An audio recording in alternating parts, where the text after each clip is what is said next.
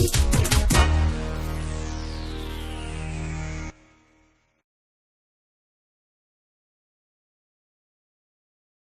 good morning, everybody. And before we start this conversation, just to go back to the previous panel, Ayushman Bharat, issues relating to the healthcare sector, consolidation, margins getting thinned out. I think this industry obviously continues to face a lot of challenges. But as we've seen in the past, we always come back stronger. And obviously, on the regulatory side, as we begin to see a lot of new scanners on the sector, I think it's also about time to really think through what will really create value in this sector and how do we really go about creating that value. So the idea of this fireside chat today was basically to start thinking about consolidation. And Bhavdeep was supposed to join us over here, but I understand he had a last-minute flight to catch somewhere. Hopefully he's gone to Singapore because he needs to now probably start thinking about consolidation.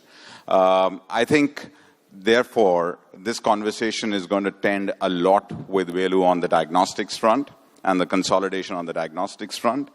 In the diagnostics industry, people are beginning to get worried about the fact that Velu is back, right? And for those of you who have known him over the years, and have known about the way that he built the diagnostics platform, particularly in his erstwhile role with one of the leading diagnostic chains in the country, know that that company was hugely successful because Velu had played a key role in terms of putting that whole system together and also sequentially growing the diagnostics platform of that company. So I'm going to ask him a couple of questions. And obviously, some of it is going to be a little provocative. But before I get on to that, let me just quickly give you, Velu's been a technocrat. He's been an entrepreneur. People call him an innovator in the way that he goes about doing his businesses. He's a first-generation entrepreneur who's built multiple businesses. He's the chairman and managing director of Trivitron. He's the chairman of Newberg Diagnostics, which is his new play in diagnostics. He is founder of Stakeboard Capital, many roles into one. And so therefore, this conversation is going to be a bit interesting. So let me just quickly, ask you, one, there is a tremendous amount of consolidation opportunity, obviously, that we're seeing in the US right now, right? And people say that what happens in the US in a couple of years mirrors around the world. Bain actually turned around and said that only 50% of the healthcare enterprises that are there right now are going to survive because everybody else will come together. In the $5 billion pathology industry, do you really see consolidation? Do you really see the opportunity? Do you think growth is capping out and that's why people need to come together? Where is your head on the way that consolidation will play out in pathology? Yeah, thank you, Vishal. I think the 5 billion, if you really see the consolidation has happened only in the top 10%. Only $500 million. The top 5-10 chains are still contributing to less than $500 million of the revenues. So consolidation is the way to go. I think, but the difficulty here is in pathology, for me, it's almost 30 years in pathology. We are seeing the consolidation is not as easy as it happens in Europe or US, where the businesses are already well regulated. Then the consolidation becomes easier. But when the business is not well regulated, then actually consolidation becomes a lot more difficult. So we have 100,000 laboratories in the country and less than 1,000 are NABL accredited. So we still have a lot to do in terms of quality, in terms of putting some basic regulations in place so that when a patient goes into, or a client, we don't even call it patient, whether it is for wellness purpose, for a sickness purpose, somebody goes and gets a pathology test done, they can be sure that the quality of results are the same. So this we have been talking in different avatars, in different time frame, but there has been progress. But if you ask me whether the progress has been fast enough, it's not the case. And that's the reason why we are all, people like us. Earlier, in my earlier avatar, we looked at international businesses with an half-hearted attempt. But now we feel if you go to Africa and other places, the consolidation seems to be very fast.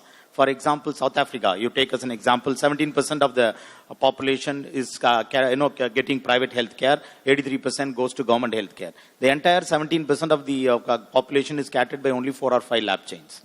So here in India, with a $5 billion business, it's only $500 million is still consolidated. So consolidation, the way to go. But how fast it will happen will depends on how fast the regulations come in. And I think this time has come where we put quality regulation as a compulsory stuff rather than talking it's a luxury. NABL is no longer a luxury. We have to make all these regulations compulsory, and that will probably make consolidation initiative in diagnostics faster in the years to come. So, Velu, everybody says that consolidation happens a lot more when growth is capping out, right? And people begin to merge companies, look at opportunities because growth's beginning to cap out. We always sort of this whole demand-supply gap in the Indian healthcare ecosystem, right? And all of us have participated a lot in that. Where do you think the game is heading as far as diagnostics is concerned? I mean, is growth really capping out? Because if you see the last 1 or 2 years and the last 6, 7, 8 quarters of even the listed cores, one does see that, growth has not been as aggressive as the previous, say, 6 quarters. So where do you think all this is really heading? So it looks, you have to look at growth from a different perspective. Because for growth, for a small players are always there. For bigger players, have to do something different. For example, if you say diagnostics will transform in the years to come. Because when we all started the career in 1988, you thought we all talked about opinion-based medicine. People were just seeing the pulse with hand. Then we moved into evidence-based medicine. And now the whole world is talking about personalized medicine. In that, I think the diagnostic players haven't done enough when it comes to genomics, proteomics, metabolomics, digital pathology, molecular diagnostics. This is where the growth is going to come for the big players. But the small players will continue to grow because their size is small. When you're running $1 million business, to really aspire to become $2 million next year is not a big deal. But when you're a $100 million business or $200 million business, when you want to become bigger, you need to do something different. I think it's time for us, and there is a lot happening in the diagnostic industry, particularly when it comes to new generation techniques. So people have to look at these new generation techniques. People have to look at even international, like the way pharma looked at it, or medical devices, or biotech, or IT looked at it. Even I think diagnostics is one industry, particularly in pathology, is one which can even think international. So each company has to find its own growth drivers to drive the growth. I think, in my opinion, consolidation will happen. But independent of consolidation speed, I think one has to do something different to keep their growth abreast despite all the challenging circumstances. So that brings us to a good segue on Newberg, right? Because if you see, I think you've been on a massive spree over the last 1 year.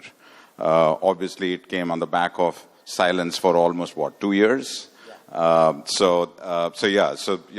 Newberg has been in the market now, consolidating multiple players very, very quickly. So, this has been a short fuse, coming back suddenly, creating this mammoth pathology play. What's really going on at Newberg?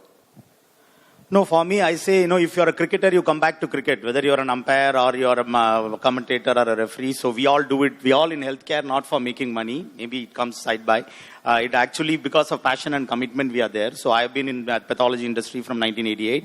So I came back. But when you come into probably this third time into pathology in a different way, first in 1989, then into 98, now again coming in, we can't do the same things. In Newberg, basically, the philosophy was the same, to bring the best pathology practices under one roof, which we did 20 years back. But this time we wanted to do it slightly differently. One, with a focus on new generation techniques.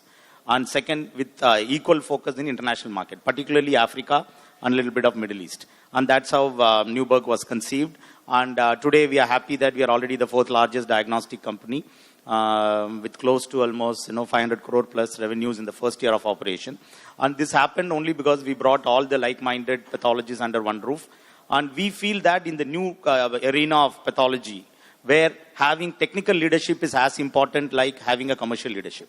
So if you have an entrepreneur pathologist sitting in each region and managing, I think that gives you a lot more comfort in today's world where the pathologists are becoming partners in care with clinicians. Earlier, the clinicians knew the test results better than a pathologist.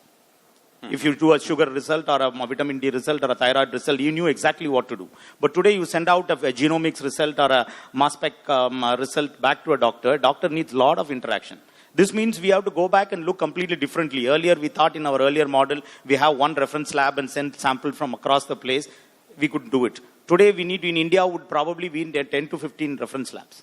Because people now in Chennai is asking question, rocket is going from here, why are you sending samples to Bombay? So the clinicians say that, it has to be done, not just samples being processed. For you, it may be convenient to send to one location, do it. But we want people who are actually doing this test next to us to interact with us. Tell us what need to be done. So these new generation techniques will change the business model in pathology, in which we have to repeat investments. We have to start bringing back technologies in the center, technologies and the pathologists in the center of everything we do. Not like earlier, that large, in the past, the pathology labs look like factories. You put large automated instruments and that was churning out results. And we were all enjoying sometimes saying, okay, if you go back 30 years back, a technician had to be a lot smart. Then it came that, where a pathology sample is loaded and the technician is looking at the result in the monitor.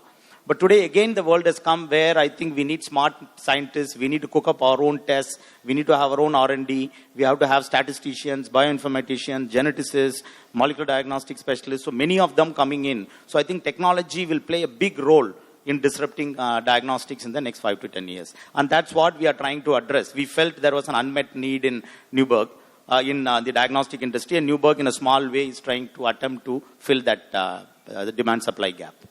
So, so we've seen it all happen on the hospital side, right? Cardiovascular surgeons, orthopedic surgeons, neurosurgeons, everybody becoming an entrepreneur over a period of time. Enough amount of private capital chasing the hospital and the healthcare sector.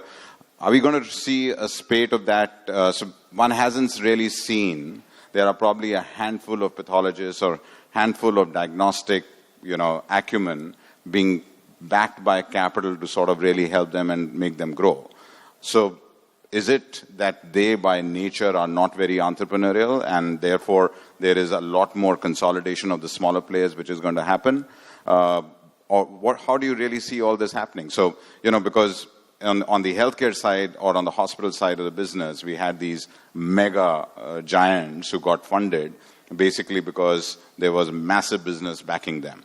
So what's really going to happen? I think it will be a path like everywhere else it has happened is, I think there are single specialty pathology chains are also coming, looking at genomics separately, proteomics separately, newborn screening or prenatal screening separately. So all these things are coming.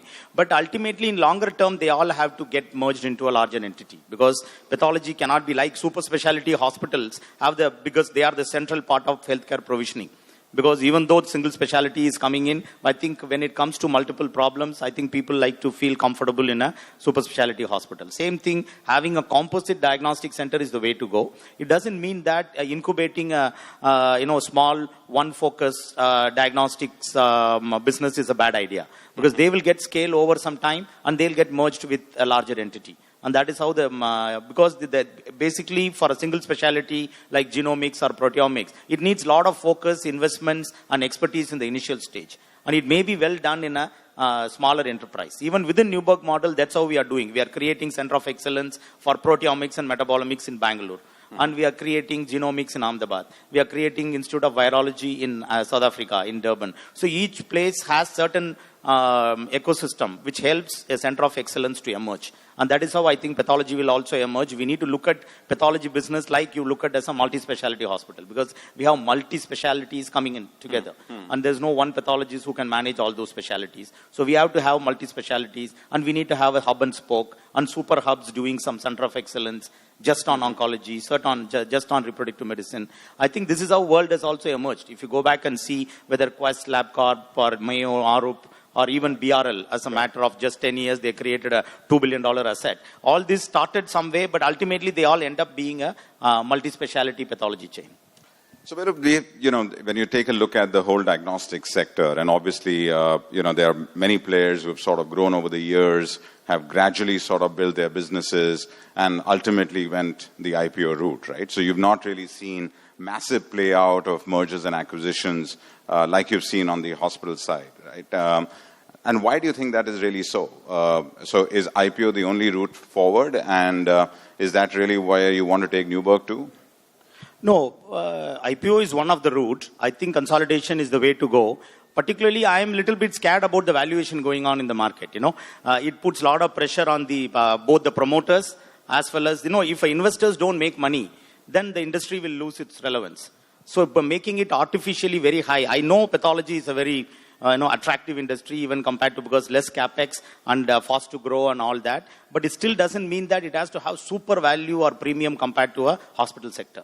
A good, reasonable valuation is the way which an industry should grow. But I think there was a lot of hype around the pathology because there was no pathology asset for a long time. So in the past 2 years, we have seen the valuations becoming little reasonable. But even that valuations today, it's very high compared to a hospital asset. So if me as a pathology, I'm a healthcare entrepreneur, I would feel that the valuations has to be reasonable and moderate for an industry to prosper and survive. Because not just promoters making money, even investors have to make money, public has to make money, then it becomes reasonable. So IPO, if it has to be, IPO has to be successful. If it is going to be the best route for most of the healthcare entrepreneurs to grow, I think the valuations have to become a lot more manageable. And at such kind of valuation, the pressure is on the promoters and the employees to overperform, and which is, in today's, you talked about Ayushman Bharat and all that. The day is not far away in which the essential diagnostic tests will be controlled, prices will be controlled. So just thinking unfair expectations on profits and growth is going to put a lot of pressure on the industry as a whole. I would say that was a good pitch to the ton of capital that is sitting in this room right now. And I guess that some of them are probably going to be asking you that question very soon in terms of how are you really going to value Newberg, particularly when it comes... We are not valuing currently. So that brings me to that big question, right, around diagnostics and this whole retail play that's supposed to be the big future opportunity around diagnostics, right? We've seen it play out in the U.S., the U.S. market is going through a very different kind of consolidation. Walmart, CVC, this whole play of insurance and retail. Where do you think diagnostics in this country is really going to head? Do you think, and there suddenly seems to be a spurt of retail play happening in the diagnostics, the online laboratories and all that kind of stuff. So does any of this make you stay up at night in terms of, No, I always sleep in 5 minutes when I get to the bed. So basically, I don't really get worried about my business. But if you look at diagnostics, I think it's going through disruption even in the US. I think the mobile health, the way I don't know what would Apple do in some time. Today they said ECG, tomorrow they'll have a drop of blood doing all the tests. So we have to be abreast of what is going on. So there is going to be a lot of things happening at home, a lot of things happening at point of care, and the hospital laboratories, and the rest is left with the reference laboratories. The reference laboratories, the relevance in the future clearly depends on the new generation techniques. In the personalized medicine area, which in my opinion is the most exciting future, where I think we will start looking at molecular level and genetic level to diagnose everything. This will definitely need a very high technology deployed pathology labs. So this will definitely make the large players a big opportunity to really play on those kind of higher end of the stuff. When it comes to sugar, urea, creatinine, thyroid, fertility, vitamin D, which becomes a mainstay for many pathology labs, 10 years from now, I think we will not be a player in that market. That's how I think it will all move into home or point of care and other stuff. So we have to be dynamically changing with the way how we look at it. And today the patients or the general public, the convenience is important. Earlier, they will travel 20 kilometers to go to a pathology lab. Today, they don't even want to get out of home. That is where your nightingales of the world becomes very, very relevant in the today's world. The convenience becomes important. So pathology labs have to really partner and go along with that. We'll continue to do routine investigations, but we are relevant only to do high-end investigations, which is referral laboratory investigation. That is how the reference labs of the future have to do. The retail pathology is okay, it's exciting from that angle, but how far and where, it is not going to be dominated by one or two people. It is going to be very region specific, and it is going to be participated by multiple people. And even in retail, you need to share your margins with multiple people. And we also have to ensure that at least sometimes we are better off going home and collecting blood rather than I saw some pathology labs having collection centers. Just in the pharmacy, there is a chair put outside. So if there is now NABL, we have been talking to them, at least come with standards for collection centers. So if you don't have good standard collection centers, maybe home is a better collection center than in the 40 degrees centigrade, there is somebody is put a chair outside a pharmacy shop and you are collecting blood. So we have to be very careful in the quality aspects when this retail pathology is going on. Just creating touch points without quality makes no sense. So I think the partnerships, home health, all these will get merged. But really the reference labs like us, The top 5, 10 labs in the country has to focus on the high end of the investigation. This is where we think we have a lot of relevance to play. So, Velu, on the hospital sector, and I know we will probably run short of time in the next 1 minute or so, but in the hospital sector, there was a lot of regional play, and a few actually went on with this whole national play. And then we broke all the pieces up and said, that sometimes the regional play is probably more profitable than going for the national play. So enough and more lessons over there in terms of, what really creates value, right? And then this whole thing came up around the specialty hospital chains and the specialty healthcare. So when you look at it from a diagnostics perspective, right? And I know that the way that you've now gone about doing your acquisitions, you've covered the West, you've covered the East to some extent, you've covered the South. Are you really trying to put together a national play? Do you think that's relevant? Do you think regional play in diagnostics works well? There are a lot of regional big players in diagnostics. Do you think all that really I think in healthcare, nowhere national play is not relevant for anybody, in my opinion. Because the healthcare pretty much is a local play. You need to pick your sweet spots and be present in few regions or few cities. If you go all over the place, we also know that, some examples where when the people went rampage with expansions, that all actually became a problem. So it is better to be very local. But even within local, we can pick, depending on your investment appetite and your ability to invest and ability to attract talent and having leadership, probably we can pick few regions. I don't think even for any of the market, even the biggest healthcare players can today claim we are national and we are actually present everywhere. It's a long way to go. And today, if you see, even as a size, we just have the largest healthcare enterprises is just not even $2 billion in size. Correct. So, or $1 billion in revenues or whatever. So, in that kind of a thing, I think to look at national, we have to find our own sweet spots and play in that region because there is some unmet demand or we have the right leadership and infrastructure to cater to that. I think that would be the model, whether it is a super specialty or diagnostics. Any of that, in my opinion, is very localized rather than actually speaking, we are going to be in every nook and corner of India. That model, in my opinion, is quite long way away in healthcare delivery system. So, a final question. And again, for somebody who's put so much of capital at work in a very short period of time, I mean, how much? Last 1 year, you put what? $500 million to work? Yeah. Because obviously it was also on the back of the exit that you got and stuff like that, right? So the question really comes back to, for somebody who's putting so much of capital at work, and I guess many of our investors over here who are sitting over here are typically getting worried about the fact that, this whole conversation on Ayushman Bharat and profitability taking a hit, where will all this capital go in terms of really creating the opportunity around future EBITDA exits? So the question therefore for you is, do you get worried about the fact that you've put so much of capital to work in a very short period of time? Suddenly we are talking about price capping. Suddenly we are talking about regulatory pressures in your sector. Suddenly we are talking about, that there is not enough headroom around profitability. So does it really bother you? I don't think so. I think these are all opportunities. The Ayushman Bharat, nobody is compelling us to participate. If you want to participate, you can participate. If you don't want, you can have your own niches and go on. But as the earlier panelists were talking, even in Ayushman Bharat is just an intent now. A lot will be done. That means infrastructures are to be created. You can't expect a person in the village to travel 200 kilometers to start taking care by going and accessing an Ayushman Bharat hospital. That means there is going to be need for diagnostics. There is not going for wellness. There's going to be a need for more. So ideally, we as Indians, I think we have to start thinking. This is a 1.3 billion population. The luxury healthcare models have very little relevance in this country. We all have to find out whether we run our medical device company or we run diagnostic or in multi-speciality. I'm part of Kaveri Hospital now in all of them. We are now looking at how do we create value. I think if you create a good value-based healthcare model, I think those models will sustain, survive and prosper, in my opinion. So thanks, Velu. On that note, thank you very much for your time and thank you, ladies and gentlemen.